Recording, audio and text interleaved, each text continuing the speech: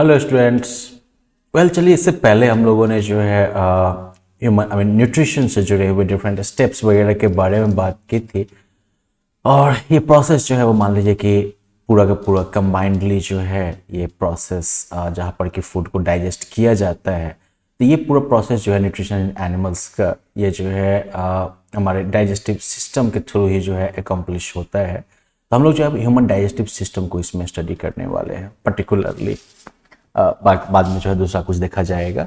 अब human digestive system की अगर आप बात करिएगा तो ये सबसे पहले शुरू होता है, ये काफी कॉम्प्लेक्स ऑर्गन सिस्टम है। ऑर्गन सिस्टम का मतलब तो आप लोग समझते होंगे ऑलरेडी अभी तक, राइट? आपने ये पढ़ रखा होगा पिछली क्लासेस से that all the living beings are created by और like made of cells, right? और सेल्स मिलके क्या बनाते हैं? एक जैसे फंक्शन करने वाले सेल्स जो होते हैं वो मिलके जो है टिश्यू फॉर्म करते हैं। फिर सिमिलर फंक्शंस वाले टिश्यूज के ग्रुप्स जो होते हैं वो कंबाइन करके फिर जो है फिर ऑर्गन फॉर्म करते हैं। ऑर्गन जो एक पर्टिकुलर फंक्शन को पूरा करे, जैसे कि लंग्स है तो लंग्स का काम हो गया ऑक्सीजन को अंदर लाना, ऑक्सीजन रिच एयर को अंदर लाना, कार्बन डाइऑक्साइड रिच एयर को जो है बाहर भेजना।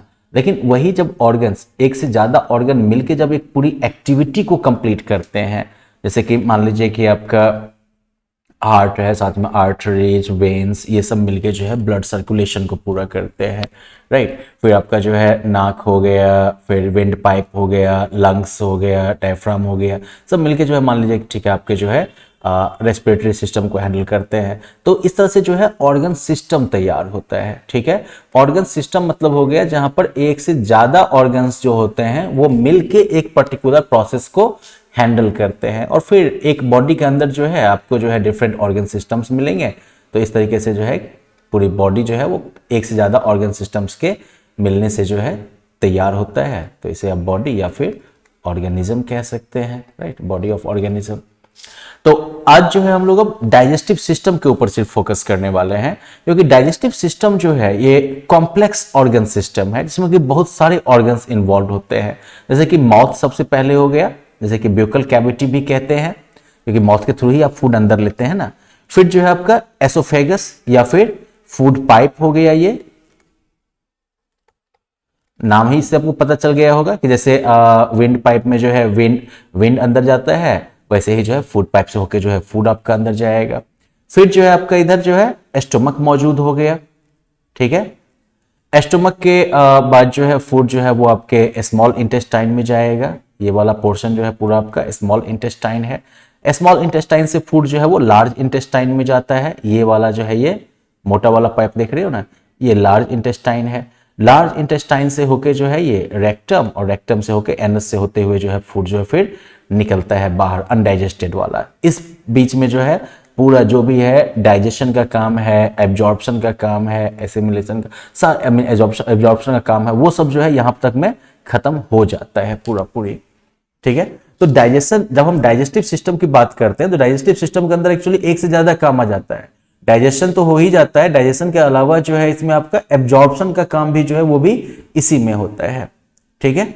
तो और ये कंबाइंडली जो है यहाँ पर जो है आपके ब्यूकल कैविटी या माउथ से शुरू होके जो ये आपका रेक्टम तक का जो पूरा ये चैनल है, ऑर्गन सिस्टम है, ये जो है करीब 8 से 10 मीटर लंबा हो सकता है एक ग्रोन अप पर्सन में। इसके अलावा जो है बहुत सारे ग्लैंड्स भी जो है वो भी एसोसिएटेड होते हैं इस पूरे में, डाइजेस्टिव ट्रैक्ट में, ठीक है? सैलिवरी ग्लैंड्स हैं, पैनक्रिया है, लिवर है, and these glands also play an important role in the process of digestion. तो अभी जो है हम लोग पहले बात करेंगे किस तरह से जो है जो हमारा ये डाइजेस्टिव सिस्टम या एलिमेंट्री कैनाल जो है, इसके डिफरेंट जो ऑर्गन्स इसके साथ जो एसोसिएटेड हैं वो क्या सब काम करते हैं, ठीक है? पहले हम इन ऑर्गन्स का रोल देखेंगे, उसके बाद जो है हम डिफरेंट ग्लैंड्स वगैरह के फंक्शन को भी जो है देखना शुरू करेंगे। सबसे पहले माउथ की बात करिए आप, तो डाइजेशन जो है वो माउथ से ही शुरू हो जाता है, जैसे कि ब्यूकल कैविटी भी कहते हैं, क्योंकि आप जैसे ही फूड मुंह में लेते हैं तो आपके मुंह में देखिएगा एक लिक्विड टाइप का निकलना शुरू होता है, जैसे हम लोग लार कहते हैं, सलाइवा, ठीक है? तो सलाइवा, टंग और टीथ, इनकी मदद से जो है ऑलरेडी जो है कह सकते हो कि डाइजेशन जो है वो माउथ में शुरू हो जाता है। तो अब यहां पर सलाइवा का क्या काम है? तो सलाइवा जो है वो सैलिवरी ग्लैंड्स जो है उनके द्वारा रिलीज किया जाता है, और सलाइवा में एक एंजाइम होता है जिसे कहते हैं सैलिवरी एमिलेज।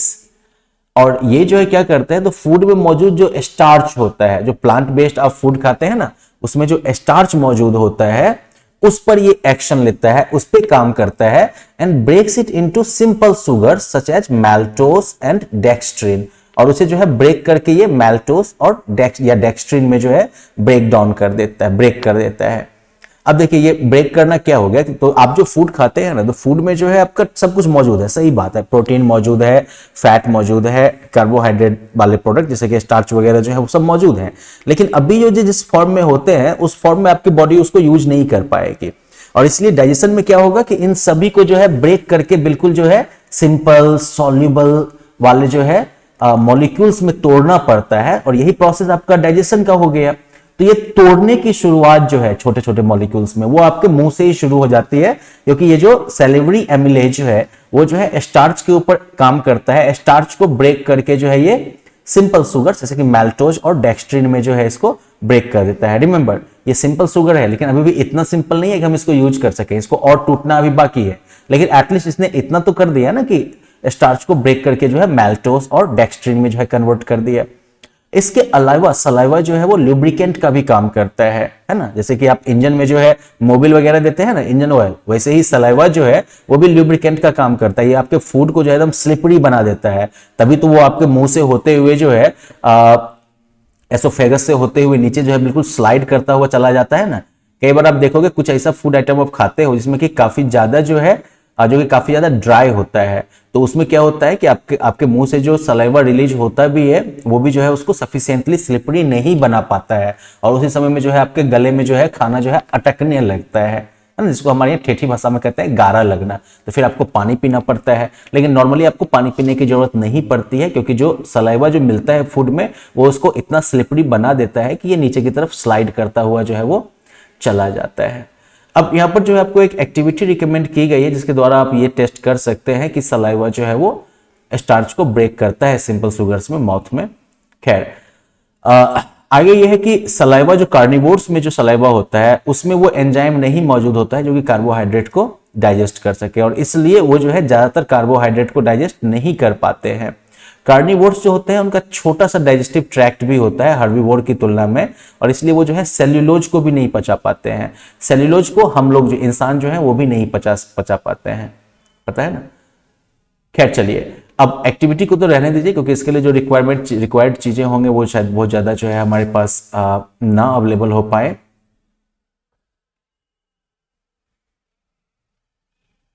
आयोडीन सॉल्यूशन नहीं होगा, तो चलिए अब हम टंग पे मूव करते हैं। ठीक है, टंग भी आपके माउथ में ही अवेलेबल है। तो टंग जो है due to its muscular nature can be rolled in any direction, ये तो पता है आपको, राइट, कि टंग जो है वो डिफरेंट डायरेक्शन में आप मूव कर सकते हैं। तो टंग का क्या काम हो गया, it helps to turn and mix food with saliva. आपका जुबान जो है, टंग जो है वही जो है फूड को इधर उधर मूव करने में, है ना, इस गाल के नीचे उस गाल के नीचे, और इसमें सलाइवा मिक्स करने में जो है ये हेल्प करता है। और इसके अलावा it also helps to push chewed food into esophagus, जो आपने फूड चबा लिया है ना उसको एसोफेगस की तरफ जो है पुश करने में भी जो है ये आपको हेल्प करता है।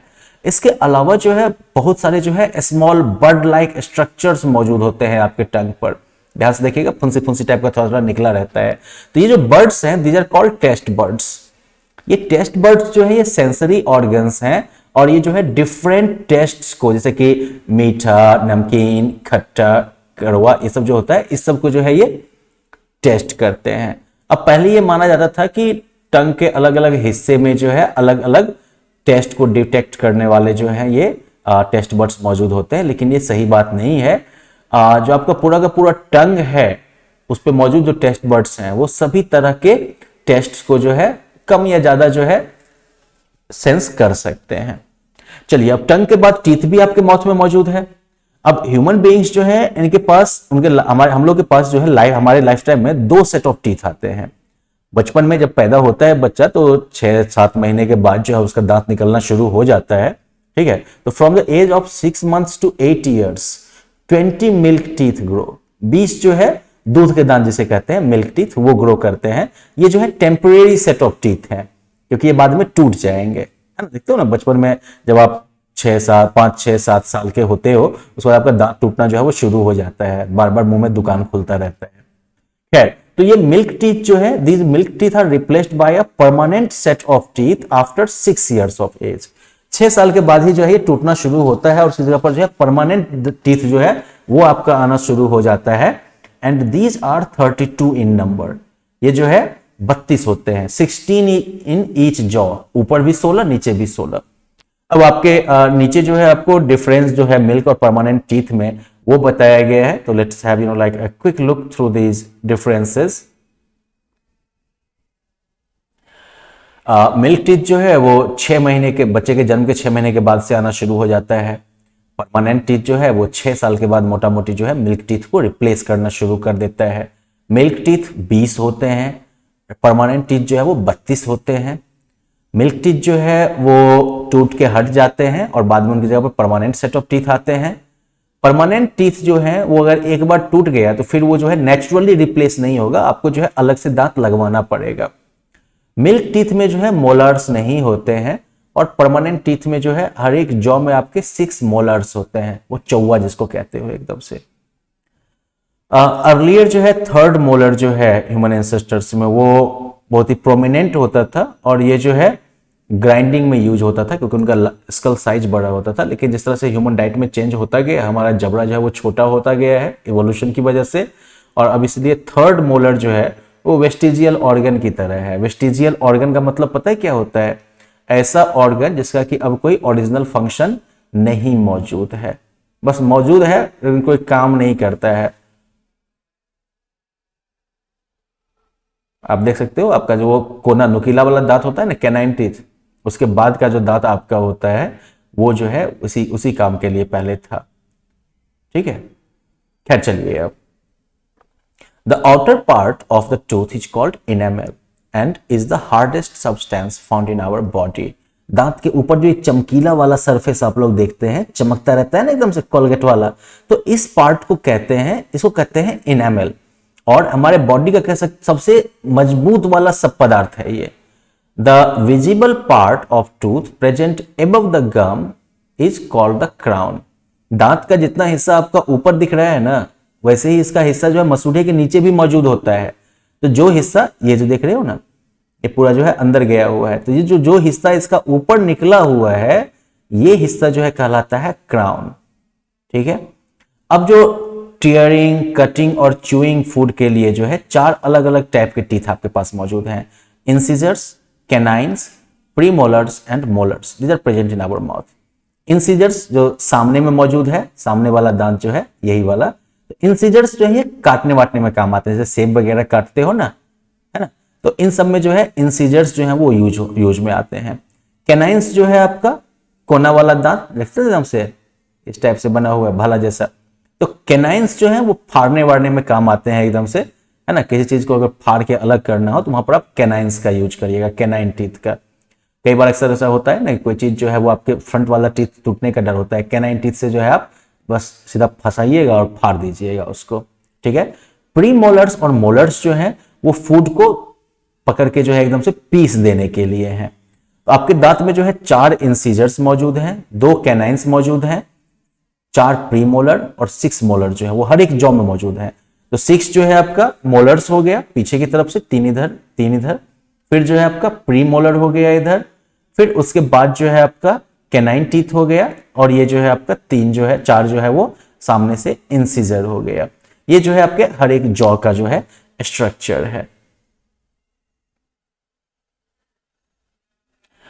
अब आगे है केयर ऑफ टीथ, कि दांत का ख्याल कैसा रखा जाए। क्योंकि देखिए दांत एक बार बचपन वाला दांत अगर टूट गया तो कोई बात नहीं है, लेकिन दूसरी बार वाला दांत अगर टूटेगा तो फिर दोबारा वो आएगा नहीं। दूसरी बात है कि अगर आपके दांत का ध्यान नहीं रखिएगा तो उसकी वजह से भी बहुत सारी परेशानियां होंगी, इसलिए दांत का केयर रखना बहुत जरूरी है।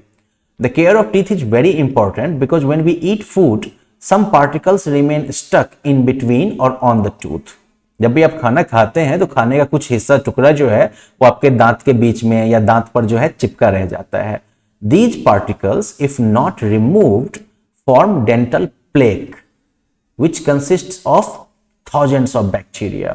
अब ये पार्टिकल अगर इनको हटाया नहीं गया तो ये जो है दांत के ऊपर परमानेंटली जम जाते हैं, एकदम से डेंटल प्लेक फॉर्म करते हैं, और इसमें जो है हजारों बैक्टीरिया मौजूद होते हैं। These bacteria convert the sugar into acid ये बैक्टीरिया क्या करते हैं कि आप जो खाना वगैरह सब खाते हैं तो उसमें कार्बोहाइड्रेट के फॉर्म में शुगर मौजूद होता है ना, ये बैक्टीरिया जो है इस शुगर को एसिड में कन्वर्ट कर देते हैं and this acid attacks the enamel of tooth, और ये एसिड जो है वो टूथ के इनेमल पर अटैक करना शुरू करता है, जो ऊपर वाला सबसे हार्ड वाला हिस्सा है ना, मजबूत वाला, उस पर ये अटैक करना शुरू करता है और उससे क्या होगा, ये इनेमल आपका जो है कमजोर होना शुरू हो जाएगा। This further results in the formation of cavities और होल्स इन द टूथ। अब इसके बाद क्या होगा, ये इनेमल का सरफेस जो है वो टूटना फूटना शुरू हो जाएगा, आपके दांत में छेद होना शुरू हो जाएगा। फिर क्या होगा, तो कभी ज्यादा गर्म खाना खाएंगे तो भी दांत में दर्द होना शुरू हो जाएगा, बहुत ठंडा खाएंगे तो भी दांत में दर्द होना शुरू हो जाएगा, दांत आपका बेकार हो गया फिर। और इसीलिए जो है it is necessary to brush our teeth after eating anything और एटलीस्ट ट्वाइस ए डे। तो इसलिए जरूरी है कि आप जो है कुछ भी खाने के बाद ब्रश करें, या फिर कम से कम दिन में 2 बार जो है ब्रश जरूर किया करें। So well, let's take a break here. Now you have to like complete this track your progress section. आगे जब हम मिलेंगे तो हम जो है फिर माउथ के आगे का जो डाइजेस्टिव ऑर्गन है उसके फंक्शन के बारे में बात करना शुरू करेंगे। Bye bye.